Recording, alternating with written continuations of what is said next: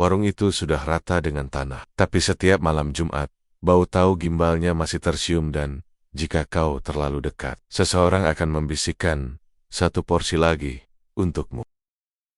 Selamat datang di Jagat Demit, membuka gerbang dunia tak kasat mata.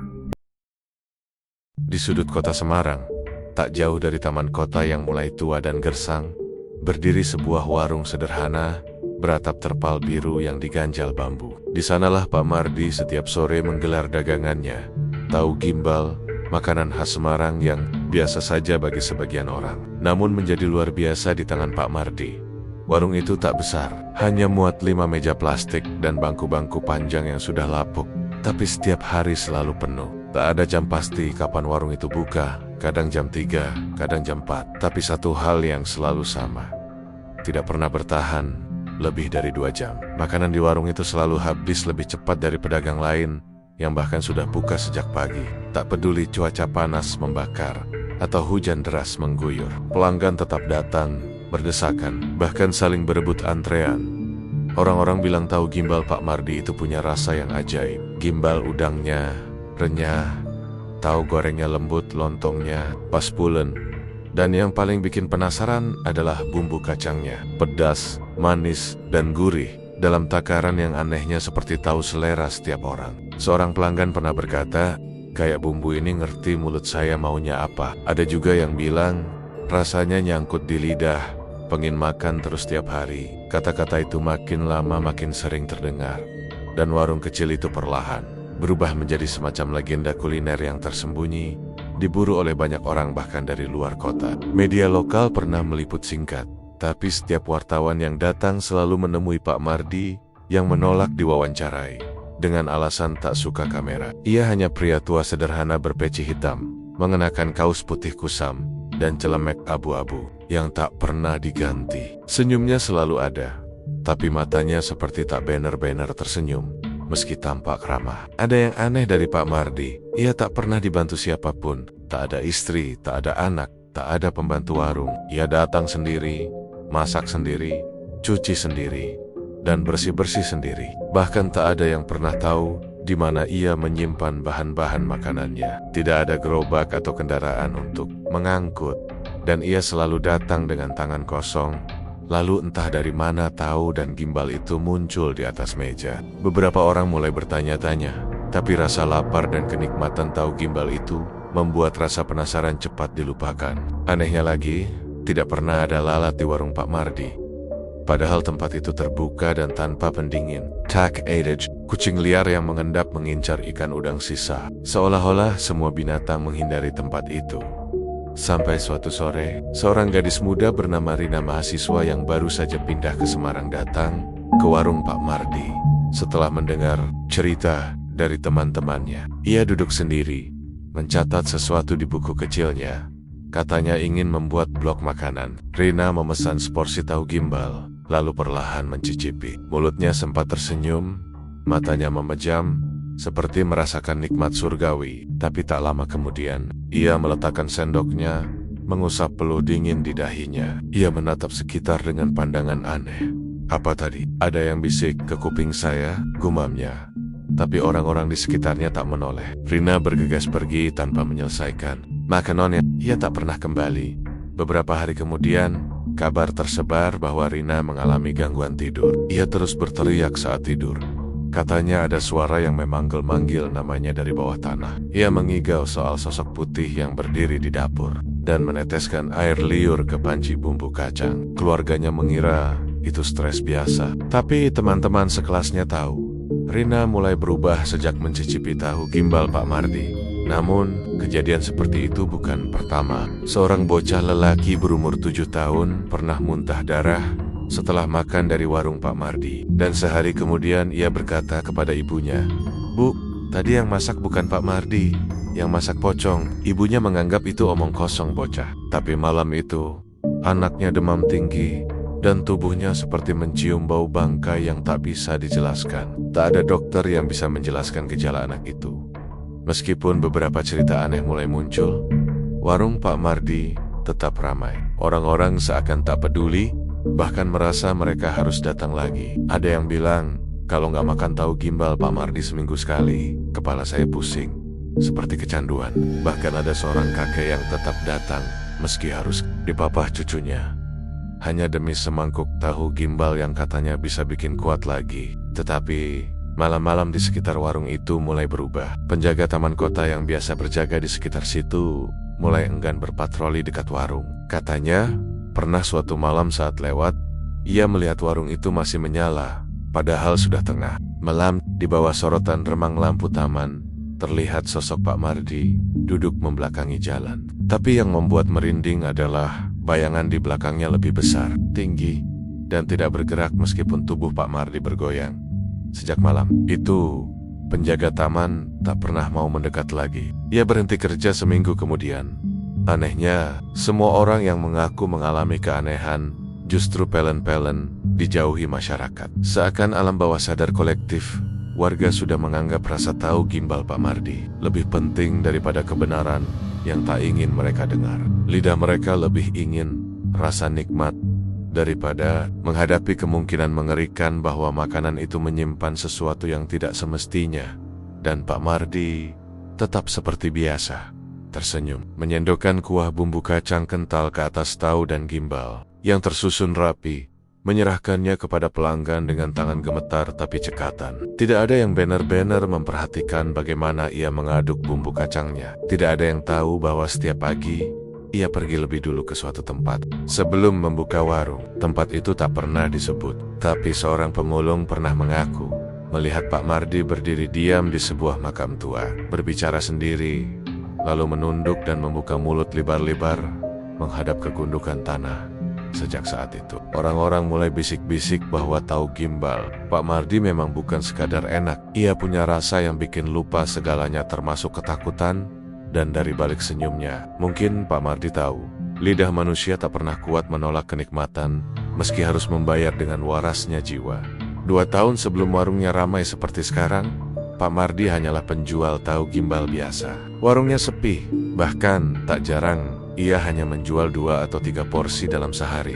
Letaknya yang sedikit tersembunyi dan kalah pamor dari pedagang di jalan utama membuatnya nyaris dilupakan. Ia duduk setiap sore, memandang jalanan yang lengang, sementara panci kuah kacang tetap penuh hingga malam. Istrinya, Bu Rukiam, telah lama sakit dan hanya bisa terbaring di rumah kontrakan kecil mereka di daerah Mijen. Pengobatan yang tak kunjung membaik membuat tabungan mereka habis dan utang perlahan menumpuk. Pak Mardi tak pernah mengeluh, tapi raut wajahnya berubah semakin hari. Matanya mulai kosong, tubuhnya kian kurus, dan bibirnya semakin jarang tersenyum. Saat istrinya mengembuskan napas terakhir, ia hanya terduduk di samping ranjang reot, memandangi wajah perempuan yang menemaninya. Selama 30 tahun itu dengan diam, pemakamannya sepi. Hanya tetangga dan 1-2 kerabat jauh yang hadir. Anak semata wayangnya, Wawan, tak bisa pulang dari Kalimantan karena alasan kerja. Sejak saat itu, Pak Mardi tinggal sendiri. Rumahnya gelap, warungnya lebih sepi dari biasanya, dan tak ada lagi suara tawa atau obrolan di malam hari. Hidupnya seperti sudah usai, tapi tubuhnya masih berdiri. Hingga pada suatu malam Jumat Legi yang dingin dan lembab, ia memutuskan untuk pergi ke makam istrinya. Ia membawa bunga kamboja dan sebotol air putih. Tapi ketika sampai di pemakaman, langkahnya terhenti di pintu gerbang besi tua yang sudah berkarat. Suara gemerisik angin menelusup di antara pohon beringin tua yang berdiri tepat di tengah area makam. Udara mendadak sangat dingin, dan bulu kuduk Pak Mardi meremang saat ia melihat sosok seseorang berdiri di dekat pusara istrinya. Orang itu mengenakan jas panjang hitam, topi bundar tua, dan wajahnya tertutup bayangan gelap, tapi jelas, berat dan datar. Sedihmu dalam, tapi tidak perlu panjang, katanya. Kau bisa dapatkan kembali yang kau mau, asal kau berani bayar harga yang benar. Pak Mardi terpaku. Orang asing itu seolah tahu isi hatinya. Ia tak menjawab, hanya memandangi lelaki itu yang kemudian berbalik dan berjalan ke arah barat makam, menuju sebuah pojok yang tak pernah dikunjungi. Tanpa sadar, Pak Mardi mengikutinya. Ia dibawa ke sebuah gundukan tanah kecil tanpa batu nisan, hanya sebatang pohon kelor kering yang tumbuh di sebelahnya. Lelaki itu berhenti dan menunjuk ke tanah. Kalau kau ingin warungmu ramai, hidupmu kembali, berarti kau tinggal datang ke sini setiap malam Jumat. Jangan minta apa-apa, hanya diam dan tunggu. Sebelum sempat bertanya lebih lanjut, lelaki itu hilang begitu saja dalam kabut malam. Pak Mardi berdiri sendiri, menggigil, dan entah mengapa, ia benar-benar kembali ke tempat itu pada Jumat malam berikutnya. Ia berdiri di depan gundukan itu, membisu seperti yang diperintahkan. Sekitar tengah malam, tanah di depannya mulai bergoyang. Perlahan, aroma anyir menyeruak dari dalam tanah. Sebuah suara desis dan helaan napas berat terdengar dari bawah. Tanah merekah sedikit, dan dari lubang yang terbuka, muncul ujung kain putih yang kotor dan basah. Lalu kepala sosok pocong yang perlahan naik hingga setengah tubuh, tapi tidak melompat. Ia hanya diam, seperti menatap Pak Mardi dalam kegelapan. Pocong itu tak berbicara, tapi dari mulutnya yang menganga, lirih menetes cairan putih, kental, seperti liur, mengalir perlahan dari lidah hitam ke tanah. Pak Mardi terpaku, tubuhnya membeku, tapi dalam pikirannya muncul satu dorongan kuat. Ambil cairan itu. Ia mengambil tutup botol bekas bunga yang ia bawa dan menampung setetes cairan dari pocong tersebut. Sosok itu perlahan tenggelam kembali ke dalam tanah, dan bumi menutup sendiri, seolah tak pernah terbuka.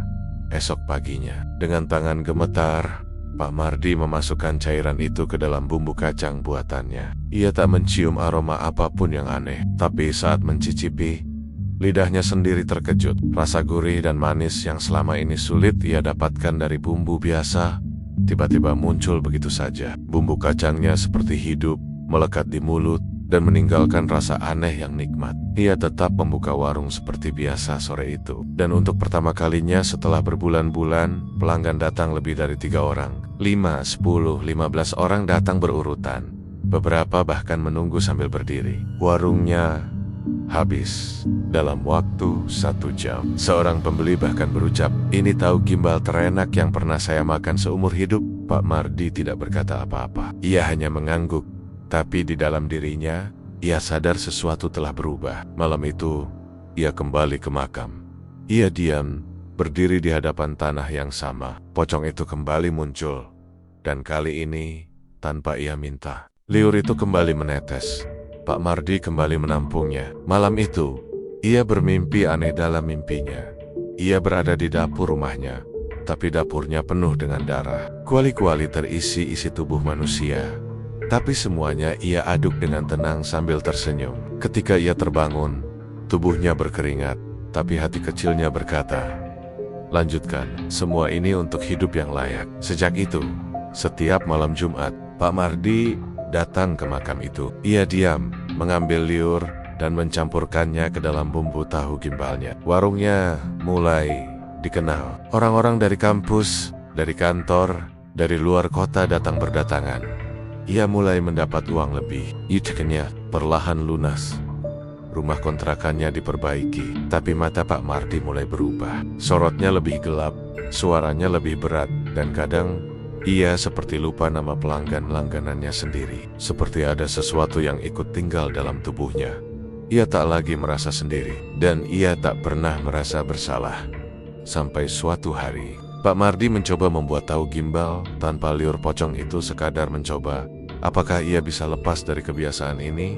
Tapi saat ia mencicipi bumbu kacangnya sendiri, rasanya hambar, seolah tak ada rasa sama sekali. Bukan hanya lidahnya, tapi seluruh tubuhnya merasa dingin, seperti menelan sesuatu yang mati. Dan saat ia membuka warung hari itu, tidak ada satu pun orang yang datang. Ia duduk sendirian, dan saat malam turun, seekor anjing hitam lewat di depan warung dan menggonggong keras menatap ke belakang bahunya. Ketika ia menoleh, ia melihat bayangan putih berdiri di ujung warung, tak bergerak, hanya menatap dengan wajah ditutupi kain kotor. Pak Mardi tak pernah lagi mencoba berhenti. Sejak malam itu, Pak Mardi tak pernah lagi mencoba berhenti. Setiap malam Jumat, tubuhnya seperti digerakkan oleh naluri yang tak bisa ia lawan. Meski hujan mengguyur atau angin kencang menerpa, ia tetap melangkah ke makam tanpa nama itu, ke gundukan tanah yang sudah seperti altar pribadinya. Di bawah cahaya remang bulan, pocong itu muncul tanpa gagal setengah tubuh, terangkat dari tanah. Lidah hitam menggantung, dan liur kental menetes ke tanah. Tak ada percakapan, tak ada permintaan, hanya satu transaksi diam-diam, liur untuk rasa, rasa untuk pelanggan, pelanggan untuk kekuasaan, dan sejak cairan itu menjadi bagian tetap dari adonan bumbu kacangnya, tahu gimbal Pak Mardi tidak lagi sekadar makanan, ia berubah menjadi candu. Setiap pagi buta sebelum membuka warung, Pak Mardi akan masuk ke dapur kecil rumahnya yang lembab. Di sana, ia menyiapkan bahan-bahan seperti biasa. Kacang tanah goreng, bawang putih, cabai merah, air asam jawa, garam, dan gula merah. Tapi ada satu panci kecil yang selalu ia tutup rapat dan sembunyikan di bawah tungku. Panci bumbu khusus. Dalam panci itulah ia menuangkan liur pocong yang ia simpan dalam botol kecil seperti minyak kayu putih. Ia hanya meneteskan 2 sendok ke dalam adonan bumbu kacangnya, lalu mengaduknya perlahan dengan sendok kayu tua yang tak pernah diganti sejak istrinya meninggal. Ia tidak berani menggunakan sendok logam atau alat baru. Ia tahu ritual itu harus dilakukan persis sama seperti pertama kali, atau akibatnya bisa di luar kendali. Setelah bumbu selesai, ia akan memasukkan potongan tahu goreng, kol rebus, udang goreng berbentuk gimbal, dan lontong ke dalam satu wadah. Lalu menyiramkan bumbu kacang yang kini lebih kental, lebih gelap warnanya, dan punya aroma yang sulit dijelaskan. Gurih tapi ada jejak bau tanah basah dan kemenyan samar. Pelanggan yang mencicipinya selalu bereaksi sama. Mata memejam, napas menahan, lalu bibir menyunggingkan senyum kecil. Rasa itu terlalu sulit ditolak, terlalu dalam, terlalu menggoda. Dan makin hari, jumlah pelanggan semakin banyak. Mereka tak lagi sekadar datang karena lapar. Mereka datang karena butuh. Mereka rela menunggu, meski harus duduk di emperan jalan atau berdiri di bawah hujan. Beberapa orang bahkan terlihat gelisah jika belum mendapatkan tahu gimbal itu. Seperti orang sakau. Ada yang datang 2 kali sehari, ada yang marah jika kehabisan. Namun efek dari bumbu itu tak berhenti di lidah. Beberapa pelanggan mulai mengeluh mimpi buruk. Mimpi mereka hampir seragam. Mereka berada di sebuah dapur tua, dengan cahaya temaram dari lampu minyak, dan terdengar suara air menetes terus-menerus. Saat mereka membuka kuali besar, di dalamnya ada tubuh mereka sendiri, tercabik-cabik dalam adonan kacang yang menggelegak. Dalam mimpi itu, di pojok dapur, ada sosok tinggi berselimut kain kafan, menjulurkan lidah, dan berbisik dengan suara serak. Kau milikku sekarang. Tapi semua orang yang mengaku mengalami mimpi itu tetap kembali makan di warung Pak Mardi. Mereka datang dengan wajah letih, mata merah dan tubuh lesu, tapi mereka tetap antre. Seakan rasa tahu gimbal itu adalah satu-satunya hal yang membuat hidup mereka terasa nyata. Beberapa tetangga Pak Mardi mulai curiga. Ada aroma aneh yang kadang keluar dari dapurnya, terutama setiap malam Jumat menjelang subuh. Bau tanah basah bercampur amis darah, meski Pak Mardi selalu mengaku tidak memasak apapun malam-malam. Pernah suatu malam, seekor kucing masuk ke dapurnya dan tak pernah keluar. Esoknya, ada ceceran bulu putih yang mengarah ke bawah tungku. Namun saat ditanya, Pak Mardi hanya tertawa pelan. Kucing itu mungkin lari lewat atap biasa, tapi sorot matanya kosong, dan tak ada siapapun yang cukup berani untuk mengecek lebih jauh. Suatu hari, seorang pedagang bakso keliling yang biasa lewat malam hari melewati belakang rumah Pak Mardi dan melihat pintu dapur terbuka sedikit. Dari celah pintu, ia mengaku melihat Pak Mardi berdiri membelakangi jendela, mengaduk sesuatu dalam kuali besar. Tapi yang membuat pedagang itu muntah di tempat adalah apa yang dilihatnya setelah itu. Dari dalam kuali, terlihat tangan manusia kecil menggapai-gapai dari balik adonan kacang. Tangannya pucat, seperti tangan anak-anak. Suara lirih seperti rintihan terdengar sesaat sebelum pintu tiba-tiba tertutup sendiri. Pedagang itu melapor pada RT, tapi besoknya ia ditemukan terpeleset di got dan kepalanya menghantam batu. Mati. Sejak saat itu, tak ada yang berani bicara lagi tentang apa yang terjadi di rumah Pak Mardi. Namun malam-malam, Pak Mardi tak pernah sepi. Setiap kali ia meneteskan liur pocong ke dalam bumbu, Ia merasa sesuatu merayap dalam tubuhnya. Kadang ia merasa jantungnya berhenti berdetak beberapa detik. Kadang ia melihat bayangan tangannya sendiri memanjang, seperti bukan miliknya.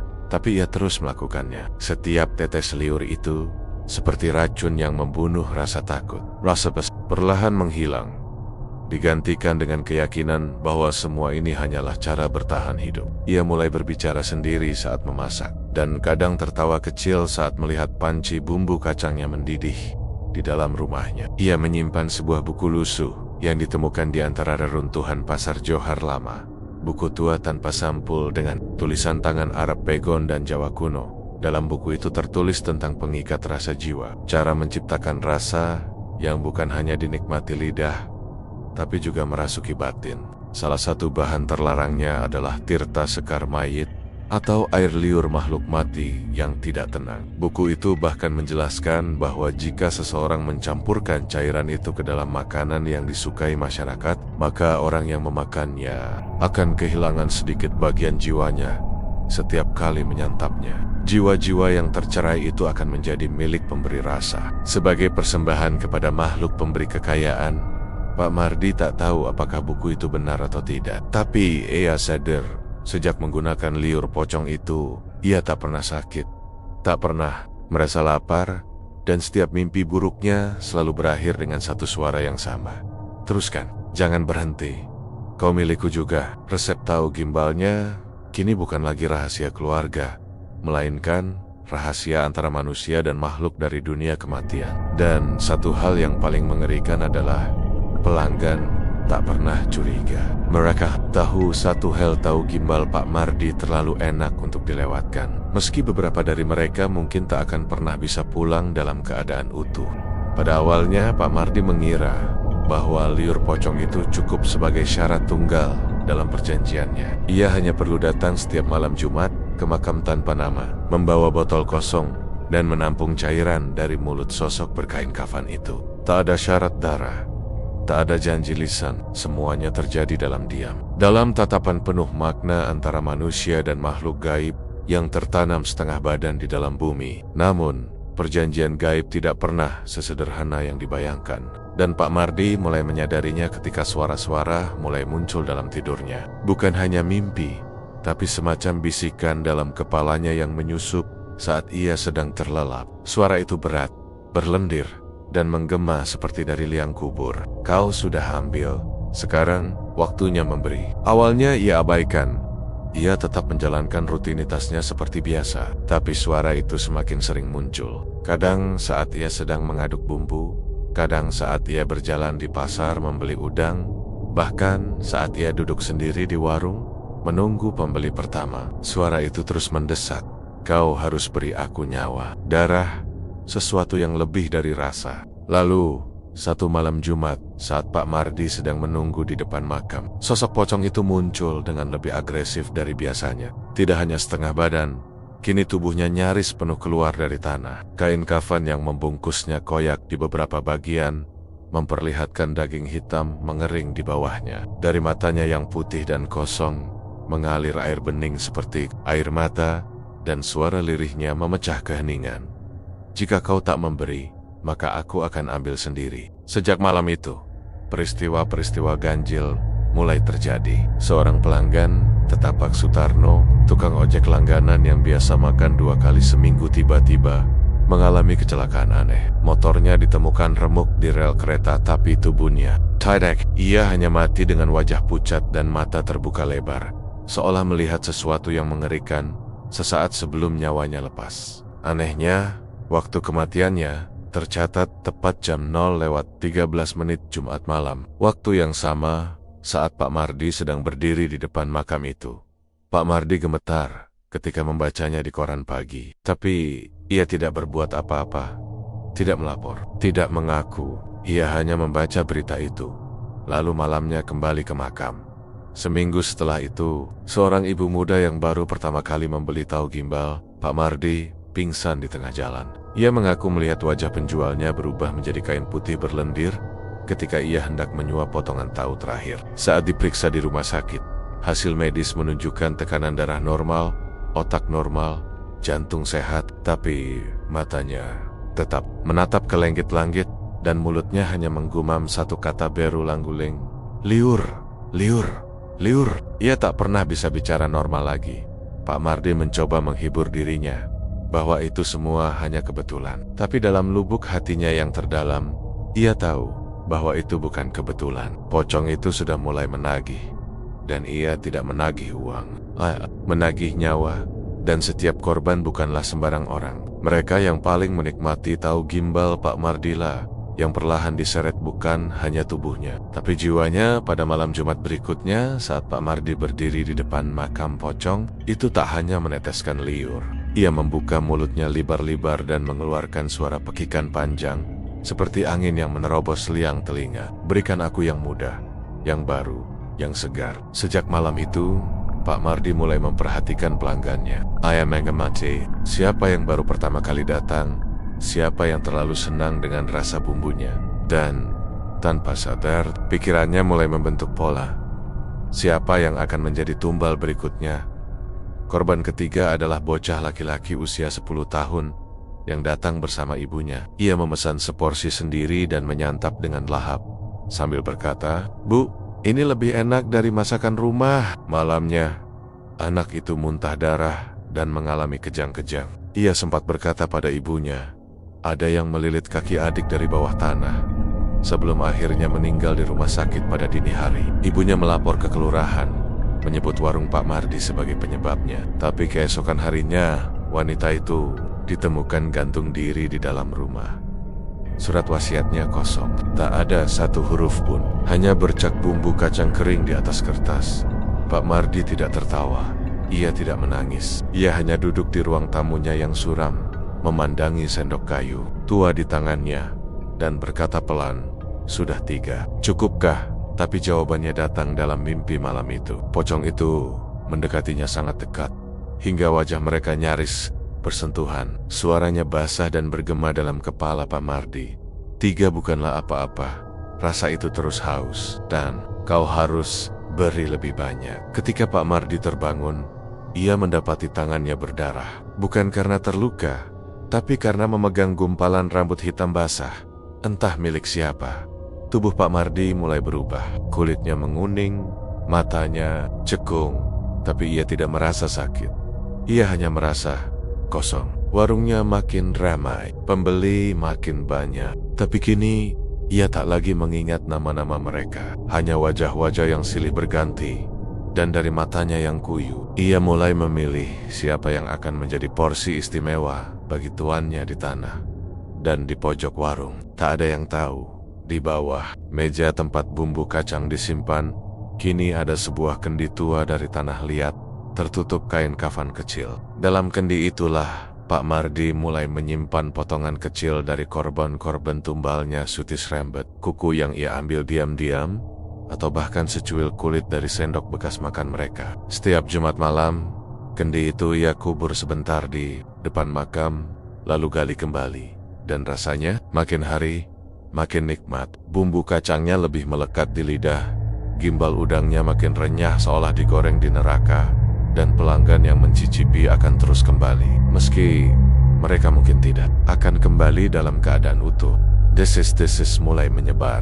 Meski warung tahu gimbal Pak Mardi masih dipenuhi antrean panjang setiap sore, beberapa warga sekitar mulai merasa tidak nyaman. Mereka tak bisa menjelaskan dengan gamblang, hanya merasa ada sesuatu yang gak beres. Warung itu selalu penuh, tapi tak pernah terdengar suara ramai seperti warung biasanya. Tak ada obrolan hangat, tak ada tawa, tak ada bunyi piring jatuh atau sendok beradu. Yang ada hanyalah diam, dan bunyi sendok menyeret perlahan di piring plastik. Suara mangkuk ditaruh perlahan, dan sesekali helaan napas berat seperti orang kelelahan setelah menyantap sesuatu yang terlalu dalam.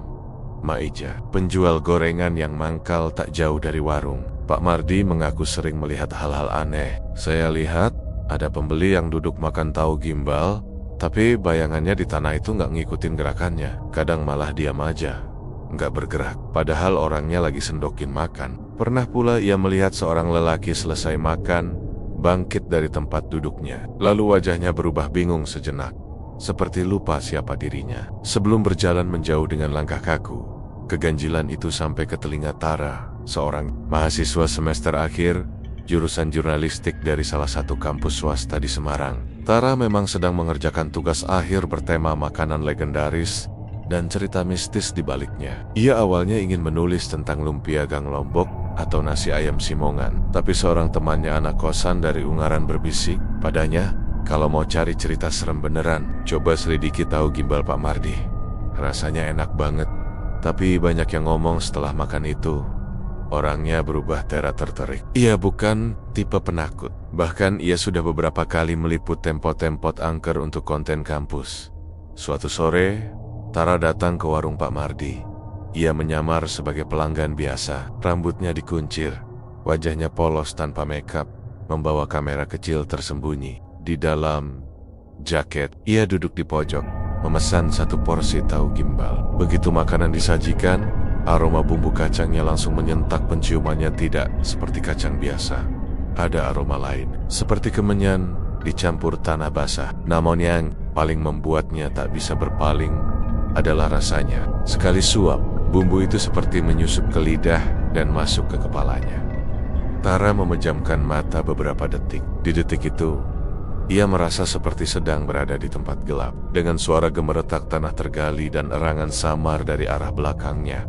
Tapi Tara segera sadar. Ia menaruh sendok, pura-pura buang air kecil ke belakang warung. Namun, ia tidak menuju kamar kecil. Ia mengendap ke sisi dapur yang sedikit terbuka dan mengintip ke dalam. Di sana, ia melihat panci bumbu kacang berukuran besar yang belum dicuci. Di bawahnya, tergeletak botol kecil transparan berisi cairan putih kekuningan yang sangat kental, seperti lendir atau air liur basi. Tara sempat memotret dari kejauhan. Saat hendak kembali ke meja, ia sempat menoleh ke belakang dan melihat Pak Mardi sudah berdiri di ambang pintu dapur, memandanginya. Matanya kosong, mulutnya tersenyum kecil, tapi tidak ada kehangatan sama sekali di wajahnya. Mau ke kamar mandi ya, Mbak? Tanyanya pelan. Tara mengangguk gugup dan buru-buru kembali ke tempat duduknya. Sejak saat itu, Tara mulai menyelidiki lebih dalam. Ia mencari tahu siapa sebenarnya Pak Mardi. Ia pergi ke kelurahan, bertanya ke RT dan RW tempat Pak Mardi tinggal. Dari sana, ia mendapatkan informasi bahwa Pak Mardi pernah hampir bangkrut, bahkan terlilit utang besar setelah istrinya meninggal 2 tahun lalu. Namun, perubahan drastis warungnya terjadi setelah beberapa malam. Jumat ia terlihat sering pergi ke makam tua di pinggir kota, makam yang kini ditutup karena dianggap angker. Beberapa warga bahkan percaya bahwa Pak Mardi melakukan ritual khusus setiap malam tertentu.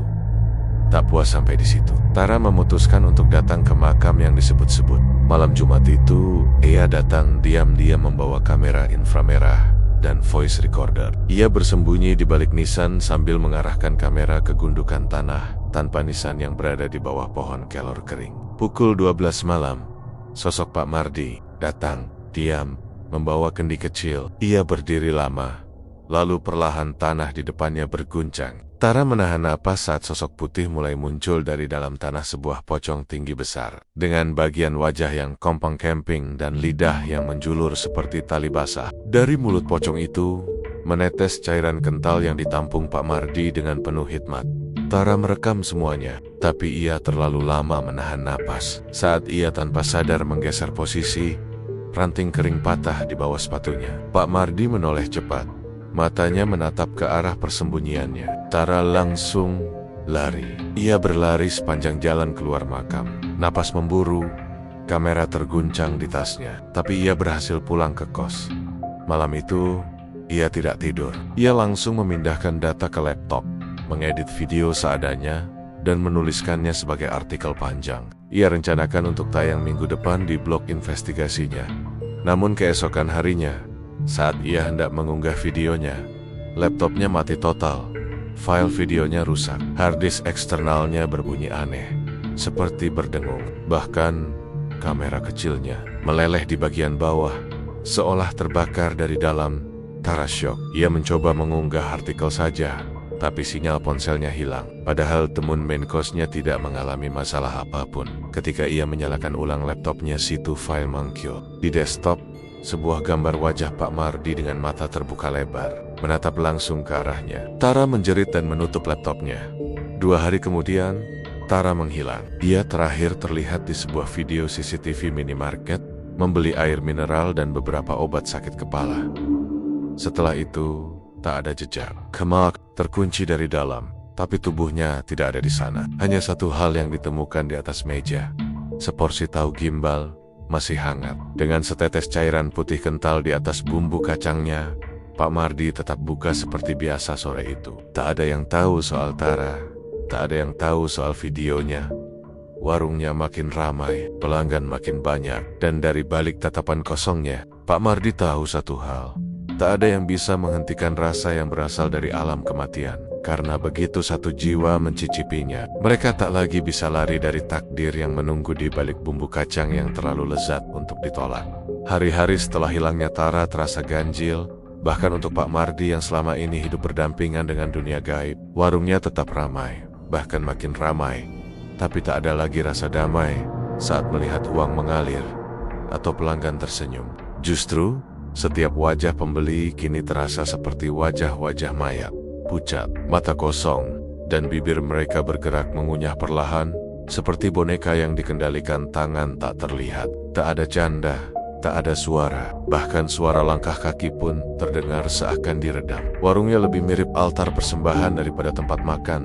Pak Mardi sering terdiam di tengah antrean. Matanya melamun, menatap ke arah panci bumbu kacang yang mendidih pelan. Di permukaan bumbu itu, ia kadang melihat bayangan wajah-wajah orang yang telah mati. Pak Sutarno, bocah laki-laki, wanita muda yang menggantung diri, dan kini Tara. Mereka tersenyum, tapi bukan senyum damai. Senyum itu memamerkan gigi hitam, mata cekung, dan darah yang mengalir dari hidung. Mereka memanggil, tapi bukan meminta pertolongan. Mereka memanggilnya untuk ikut. Dan yang paling sering muncul adalah wajah istrinya, Bu Rukiem. Tapi kini bukan sebagai istri yang lembut. Ia muncul dalam keadaan membusuk, kulit terkelupas, dengan mulut robek menggumam. Mardi, kamu tega?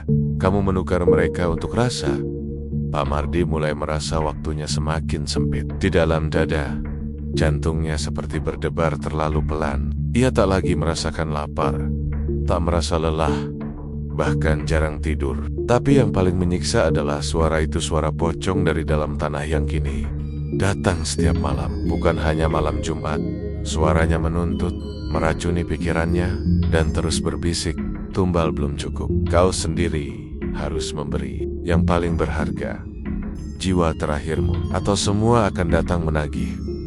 Suatu malam, Pak Mardi mencoba menghentikan semua. Ia membuang kendi tanah liat yang biasa ia gunakan untuk menyimpan cairan dan potongan tumbal. Ia bakar semua alat masaknya di halaman belakang rumah. Ia bahkan menutup warung dan menulis pengumuman libur untuk waktu yang belum ditentukan. Tapi malamnya, ia dikunjungi oleh sesuatu yang lebih buruk dari mimpi. Di kamar gelapnya, saat ia baru saja memejamkan mata, terdengar suara orang berjalan dari arah dapur. Bukan satu, tapi banyak, sangat banyak. Lalu pintu kamarnya terbuka perlahan, dan dari celahnya masuk kabut putih pekat. Bersama beanggan-beanggan yang dulu hanya ada dalam mimpi, mereka datang Sutarno, bocah kecil, ibu muda, Tara, semuanya. Tubuh mereka kaku, wajahnya rusak, mata mereka menatapnya. Mereka berdiri, melingkar di sekitar tempat tidurnya, tak berkata-kata, hanya menatap. Dan dari tengah lingkaran itu, muncul sosok pocong, tapi kali ini dengan bentuk yang lebih menjijikkan. Tubuhnya penuh belatung, kain kafannya basah oleh darah dan lendir. Ia mendekat dan berkata dengan suara seperti besi digores batu, "Kau tidak bisa berhenti. Pilihannya cuma dua. Kau beri tumbal terakhirmu, atau kau sendiri jadi tumbal terakhir." Keesokan harinya, Pak Mardi kembali membuka warung. Tak ada yang tahu apa yang ia alami malam sebelumnya. Pelanggan tetap datang, antre panjang seperti biasa. Tapi hari itu, ada satu wajah baru di antara mereka. Wawan, anak laki-lakinya yang sudah lama merantau di Kalimantan. Wawan pulang tanpa kabar. Katanya ingin melihat ayahnya yang belakangan ramai dibicarakan warga karena tahu gimbal viralnya. Ia datang dengan wajah bahagia, tak tahu apa-apa, dan duduk di meja terdekat. "Saya mau tahu gimbal racikan Bapak sendiri," katanya dengan senyum lebar. Pak Mardi terpaku. Tangannya gemetar saat mengambil piring, bibirnya kering. Wawan adap darah dagingnya satu-satunya, dan kini, entah mengapa, ia yang muncul sebagai pilihan. Dalam pikirannya, suara pocong kembali bergema.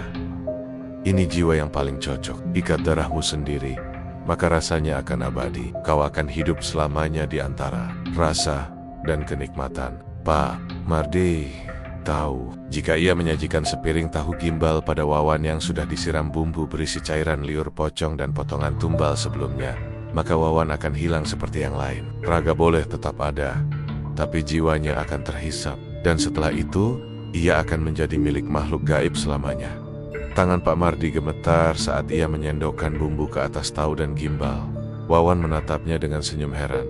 "Pak, kenapa? Gak apa-apa." Pak Mardi tak menjawab. Dalam dadanya, perang berlangsung. Satu sisi mengatakan semua ini sudah jauh dan tak bisa dihentikan. Sisi lain berteriak minta ampun, minta dilepaskan. Tangan Pak Mardi terangkat, hendak menyajikan piring itu ke depan Wawan, tapi sebelum bumbu benar-benar menetes ke piring, ia melemparkan piring itu ke tanah. "Pergi, Wan," teriaknya. "Jangan pernah balik, jangan makan apapun dari sini." Wawan terkejut, para pembeli menoleh. Beberapa bangkit berdiri, bingung. Pak Mardi membalikkan wajan, membuang semua isi kuali ke tanah. Ia sobek sendiri kain penutup kendi, melempar botol cairan putih ke tanah dan menginjak-injaknya. "Aku gak mau lagi," teriaknya. "Ambil aku aja, jangan anakku." Malam itu, Pak Mardi kembali ke makam. Tapi kali ini bukan untuk mengambil. Ia datang membawa kendi penuh sisa tumbal, foto-foto korban, isi rambut dan kuku. Ia menggali sendiri gundukan tanah itu. Dengan tangan gemetar dan mulut bergetar membaca doa-doa yang dulu pernah diajarkan istrinya. Ia membakar semuanya. Di atas tanah itu, api menyala, dan dari tanah, pocong itu muncul. Menggelepar marah, tubuhnya terbakar separuh. Ia mengerang, berteriak, dan melompat keluar tanah. Tapi Pak Mardi tidak gentar. "Aku tidak akan beri kau satu jiwa pun lagi, termasuk jiwaku. Kau bisa ambil badanku, tapi tidak hatiku." Dan api pun melahap semuanya. Keesokan harinya, warga menemukan warung tahu gimbal Pak Mardi hangus terbakar. Tak tersisa apapun kecuali sendok kayu yang gosong dan kendi retak yang masih hangat.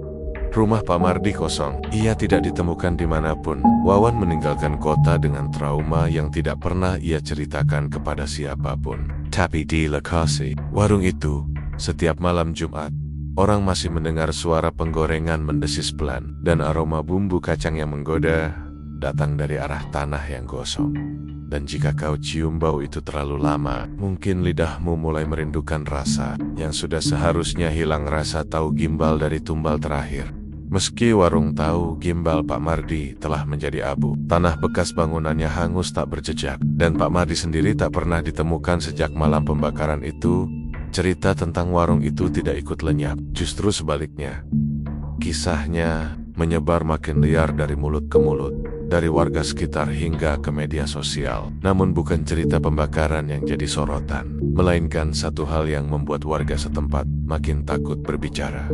Keras warung itu tetap saja ramai. Bahkan setelah tak ada lagi bangunan berdiri, setiap malam Jumat, warga yang tinggal di sekitar bekas lokasi warung mengaku mendengar suara denting sendok, piring yang ditaruh perlahan, dan bisikan-bisikan pelan dari puluhan orang yang seolah sedang duduk makan. Kadang ada suara kursi digeser, langkah kaki menghampiri, atau suara ember air ditumpahkan. Dan yang paling menakutkan, aroma tahu gimbal itu masih tercium, samar namun tajam, menggoda siapapun yang mencium untuk mendekat dan mencari sumbernya. Tapi jika ada yang cukup nekat berjalan ke lokasi malam-malam, mereka hanya akan menemukan tanah kosong, gelap, dan sunyi. Tidak ada warung, tidak ada manusia. Tapi mereka sering mengaku melihat biangkan-biangkan duduk berjejer dalam barisan melingkar, seperti orang makan tanpa henti.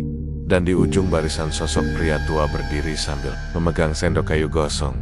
"Dia masih di sana," bisik Maijah suatu malam kepada cucunya. "Dia nggak pernah pergi. Rohnya masih ngaduk bumbu." Sejak itu, tak ada yang berani lewat depan bekas warung sendirian.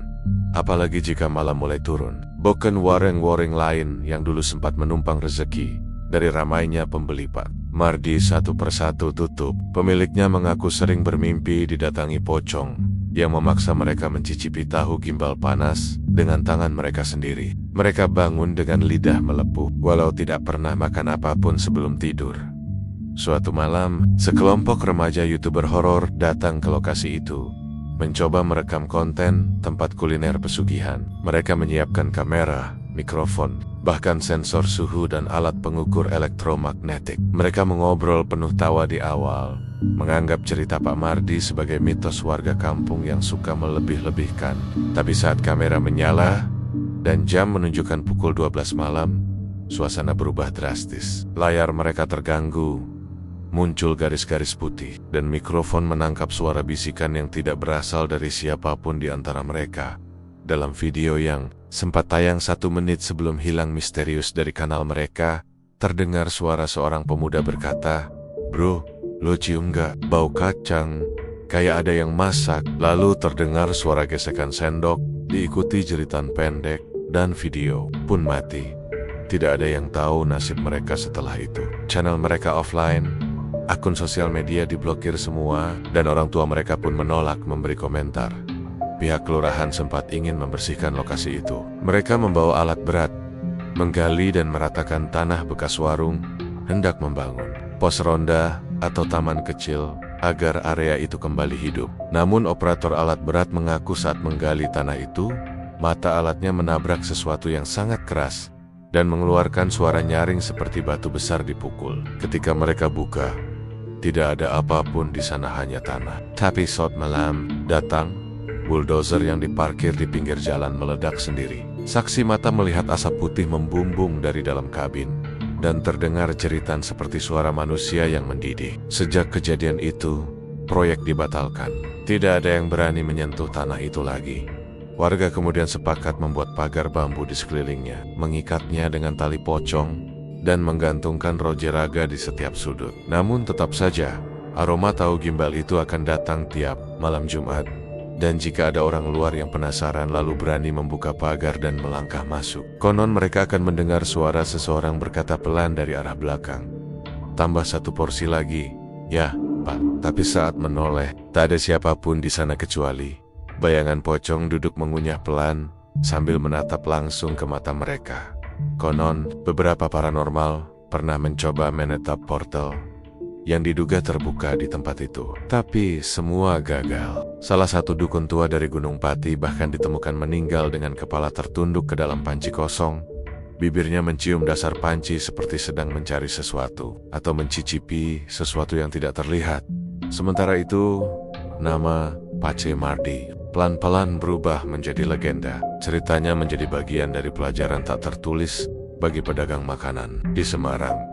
Jangan terlalu ambisi mengejar rasa yang sempurna. Jangan bermain dengan bahan yang tak boleh dimasukkan ke dalam makanan. Karena sekali kau memasak untuk setan, maka setan akan minta masak selamanya. Dan hingga hari ini, belum ada yang tahu kemana Pak Mardi pergi. Sebagian percaya ia lenyap bersama pocong itu, ditelan tanah yang pernah ia beri tumbal. Sebagian percaya ia masih hidup, bersembunyi, menunggu waktu. Tapi ada juga yang bilang, jika kau berjalan melewati kota lama saat malam Jumat, tepatnya jam 12:13, kadang terlihat bayangan warung tenda di ujung gang, lengkap dengan lampu petromas yang redup dan bau kacang hangat yang menggoda. Jika kau berani mendekat, kau akan melihat Pak Mardi berdiri, memegang sendok kayu gosong, tersenyum tanpa bibir, dan berkata dengan suara yang sangat pelan, "1 porsi lagi." Untuk